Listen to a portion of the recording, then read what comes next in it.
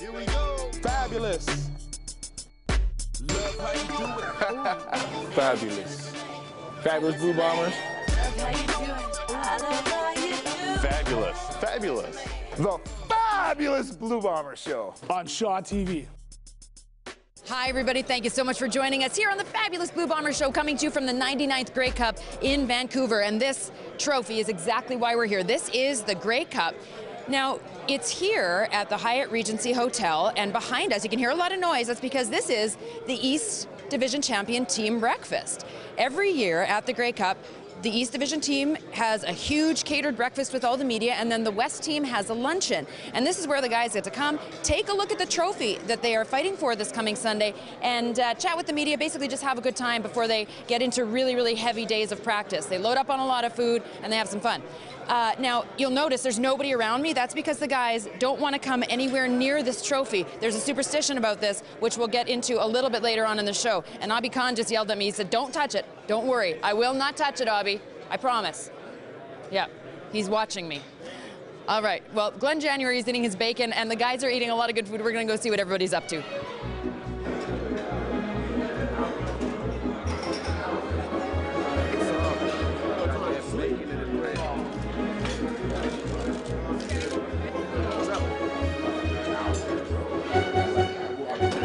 Pierce, is this what the Breakfast of Champions actually looks like? I hope not. No, but it looks all right today, actually. It's not too bad. You know, this is what they're giving us, so, you know, I'm going to eat. I usually don't eat this much sausage in the morning, but Why not? It'll have to do. Now, I know you've been to a couple of these in your time, and the Grey Cup is in the room. You'll stay far away from there, I assume. Yeah, you know, it's always nice to look at it and see it, and especially a lot of the guys on this team really haven't had a chance to see it. So, you know, it's quite a trophy and an amazing history with that, and you know, we won't touch it yet, though. Hey, Blue and Gold Nation, it's Abi Khan. We're here in Vancouver enjoying our media breakfast, looking good, getting ready to rock and roll for Sunday.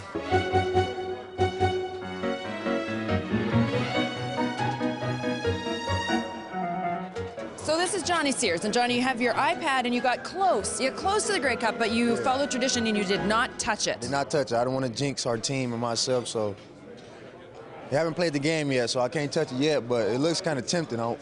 I won't, but I can't do it. No, you can. I mean, that's a long-standing tradition. For people who don't know it, players cannot touch that cup until they have won it, because the superstition is if you touch it, then you will not win it. Now, have you ever been this close to the cup before?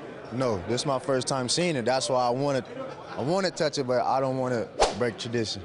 Hey guys, Jason VEGA here at the nice little breakfast that we have here. Thanks for all the support. Hopefully you guys are coming out, and if you're not, stay tuned in. We're going to shock the world.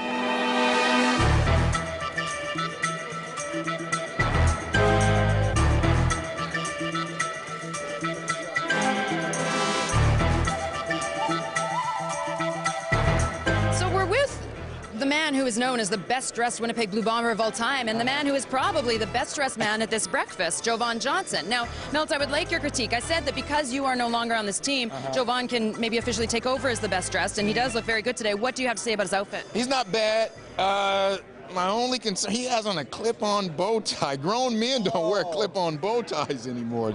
And when I first saw him, you know, I was like, well, it looks like his mother dressed him, but he's looking good. Yeah, you know, he has a nice-looking petite body. He's been working out. I'm not agreeing too much with the haircut, but that's what these young kids are doing right now. But he's getting ready for his award right now that he's already accepted, and I like that attitude. I like that attitude. What do you have to say about all this? Well, I stole a thing from his playbook, so I learned from the best. When I came in, he was on the team with me, so I definitely seen, you know, what it meant to be a model in this community and be a part of such a great organization. So, Milt, I just heard you say that you are now officially cheering for the Blue Bombers this week. You're going on record saying that is who you're cheering for this Sunday. You're cheering for Jovan and the boys. Without a doubt. Like I said, I'm not on TSN, so I don't have to be unbiased. We're on Shaw TV, so I can say what I want to say. I'm definitely cheering for the Bombers. Of course, I'm not playing in the game, but I'm out there playing. I'm a part of this organization to the day I die. Got great friends, Jovan, Terrence, Doug Brown, a couple other guys. So I want these guys to win. I want Doug to go out on the winning note. His body is killing him, and nothing would cure it more than the ring on his finger and an extra $16,000 in your pocket. So I want these guys to win, not only for themselves, but for this organization, for the fans of Winnipeg, who's been waiting 21 years. I know you want them to win, too. You're getting tired of interviewing guys who don't have a ring. So in the locker room after the game is not fun if they didn't win. It's not fun. It's not a good feeling. So I know these guys are going to pull it out. Javon is going to return the punt for a touchdown and interception, but he's going to get tackled at the 1-yard line, so his good buddy Garrett can take it in for the touchdown. Look at that. What do you think of that? If I get tackled at the 1-yard line, I'd be highly disappointed in myself. So, Jovan, do you have any questions for Milt ahead of your award tonight? You're going to the biggest ceremony of the year. It's very important. There's a lot of people who think you are going to win that award. Do you have any questions for Milt? Anything, maybe advice that you want to ask him before you go into the big award ceremony? Would it be fitting to bring the rest of the defense on the stage with me? Man, when you win that, you can do whatever you want to do. Just make sure you thank the right people. I know you're going to thank your brother up in heaven right now. I know you're going to thank your people in Pittsburgh, but it would be more than fitting because you're making them feel that it's just not me, it's this entire defense the reason why we're getting this award. So I might jump up there. I never played defense. I don't want to tackle anybody, but I'll be so happy for you, too. I may jump up there. So it's definitely fitting. All right, thank you, guys. Odell Willis, Mel Swagville, 99th Grey Cup, Vancouver. You see us, swagged out. Thank you. They got this nice spread. I don't know what this is inside, but it's green, so it's got to be healthy. Got to have bacon. What's breakfast without bacon? Got to have breakfast. You got my man Johnny Sears here, iPad swag. Breakfast for champions. And we definitely about to be champions. We got muscles right there. We got the Ferrari. Big head Boomer Cat. We got my man right there in the Burberry, stunting. And little old me right here trying to get fat. Holla at y'all. Need some water, Doug? I see they got you up here sweating from the lights. Need some water, apple juice, orange juice. That's why we're such a good team. We have guys that look out for each other here. The osteoporosis at your age and everything, right? Milk, yeah, I got to get my calcium intake. Okay, and Odell, anything you want to ask Doug? Hey, how long y'all had him over here? We can't have him standing up this long. He needs a chair or something. This was him. This was me. We need him to stand. It shows how tall he is. But no, I mean, Doug's at that age, he can't be standing for a long time. Doug Brown, you've got two more media gentlemen waiting here for you. You've been inundated for, 45 minutes. I have a very important question for you. I brought you some bacon and fruit as sustenance because I think you have one lonely muffin that you didn't get a chance to eat. Thank you. And the media is not done. You didn't eat, did you? Cantaloupe, so. No, I did actually have an opportunity to have breakfast, but I never got to my oatmeal station. That's where I was hoping to go to, so I never made it there. But I did get to eat the rest of my breakfast before I made the mistake of standing up from my table. But well, that's the thing, right? Because literally it's been, I think, 45 minutes. You have been cornered over here. Like, they didn't want you to get away. They put a wall behind you. They surrounded you. I was leaning against the wall. Let's put it that way. Yeah. So I was actually standing here, and then my legs gave out, so I had to lean against something. So it's not even a cliche. Doug Brown's back really is up against the wall here this week at Grey Cup. So that's where awesome. I can see the media come from all directions, right? You have to have your back to the wall so you can defend yourself properly. All right, well, I'm not going to ask you about the last ever game of your career in the Grey Cup because that's kind of been there, done that. I just want to know how is it going so far? Are you having a good time this week? Well, it's different. A good time you're supposed to have in Grey Cup week as a player is very different when you're just here as a visitor and someone that's going to all the festivities. So the good time we're supposed to have is on Sunday. And what we do, whether we have that good time or not, is determined by the hard work we put in this week. So I'm trying to limit how much fun I have at the Grey Cup so I can have a lot of fun on Sunday and after when we go back to Manitoba. Okay, well, I'm going to let the other media get back to you. Paul Friesen still needs to talk to you, so we're going to get out of your way. See you later, Doug. We have left the Blue Bomber breakfast and we have come to the Lions luncheon because we wanted to talk to this man, Koshi Mwamba. Now, he is the elder brother of Winnipeg Blue Bomber, Hanuk Mwamba. So you guys are both in the Grey Cup. One Mwamba brother is going to win the Grey Cup, which is kind of cool for your family. Me. Yeah. Oh, it is you, is it? Definitely. We're definitely going to win this one. Now, if you win, if you win, are you going to celebrate this alongside your brother? Will you share in the glory and the joy with him, or are you just going to shove it in his face? Well, I'm looking at it this way. If he wins, would he do the same thing? So he seems like a nice guy. Like, he would be kind to his brother. I would celebrate with my team, and I would wait for him to win his own one to celebrate with him. Now, is this going to affect things like at family board game night? Is it going to be, hey, remember the Grey Cup? Well, Yahtzee. Like, is it going to be like that? I think so. Yeah. It's going to be, well, we're not going to bring it up within like the next 24 hours, but then after that, forever, it's going to be held on. Remember, I beat you in the 99th Grey Cup, so yeah. Whoever's going to win it is going to rub it in for years to come. So it's a big game, but it's also about bragging right forever. Well, yeah, absolutely forever. Okay, so give us a little dirt on your brother. Let's see. Enoch Mwamba really snores really loud. And don't wait on him because he's always late and he takes his time on anything. He's too laid back for me. Really? Yeah. What kind of dirt do you think he'd give us on you? Because no, we're going to go ask him, and then you won't have a chance to respond, unfortunately. I won't, but no, I don't think there's anything. No, I thought that might be what you would say.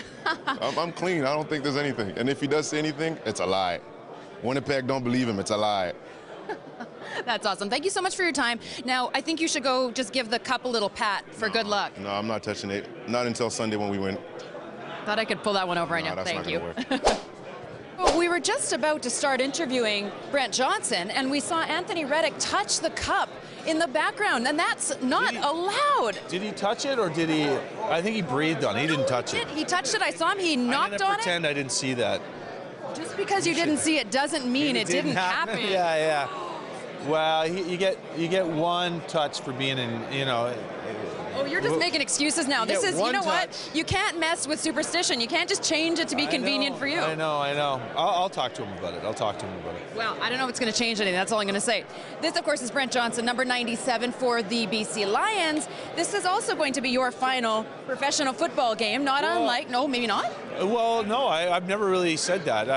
No. A lot of people seem to assume so, which is, you know, which is kind of nice, but I don't know for sure if I'm leaving. I think it's one of those things that if you play as long as I played, you reassess what you if you're going to play again in the off season, and you look at a bunch of factors. I'm still under contract, so.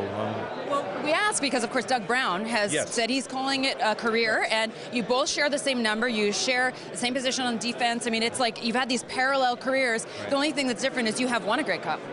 I have won a Grey Cup. You're right, and you know.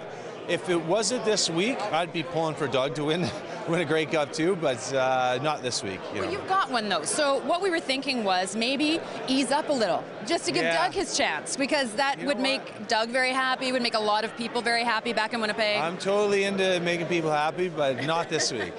You know what, Doug definitely deserves a Grey Cup. Unfortunately, we just can't give him away this week, but he does, and he's been an amazing player, and he's. The best thing about Doug is he's just a wonderful ambassador for this league. The camera can't get in probably quite close enough, but you'll see this is the 2006 BC Lions Grey Cup winning plaque on the cup. This is where they won in Winnipeg, and you'll see the name Kelly Bates right in the middle there. Kelly Bates, of course, former Winnipeg Blue Bomber as well, and this is the man who broke the top off the cup in Winnipeg. That will stay with you forever and follow you around forever. You broke the Grey Cup. I made the Sports Center top 10 for bloopers today. I feel like I finally arrived. You have finally arrived. It took a lot. I mean, you had to break, you know, the biggest prize in the entire league to get there, but good for you. You know, you get a 10-year career, and I think that's all they're going to remember. And I'm fine with that. The fact that I got to hoist that above my head, that means more to me than anything. So how are things going? Tell the fans, of course, in Winnipeg who remember you what you're up to these days. Well, I'm attempted to retire, and now I'm fully retired. I'm an assistant coach with the BC Lions, and you know, it's just been a different year. It's the transition from player to coach it's a drastic one. Your hours certainly change, and it's been such a fortunate experience for myself in moving forward and wanting to be a coach full time. It's what I've learned, what I've taken in, what I've been able to do. Being a part of this team has been an experience that I'll take forward and cherish forever. Well, we can't very well close out the Fabulous Blue Bomber show with commentary from BC Lions, so we're going to hand it over to Terrence Edwards to finish off today's edition, and we'll see you back here tomorrow. Hey, Winnipeg, this is Terrence Edwards of the Winnipeg Blue Bombers here at the 99th Grey Cup. We need all y'all support, cheering from afar or in the stadium, and help us win this game so we can bring it back home. Go Blue.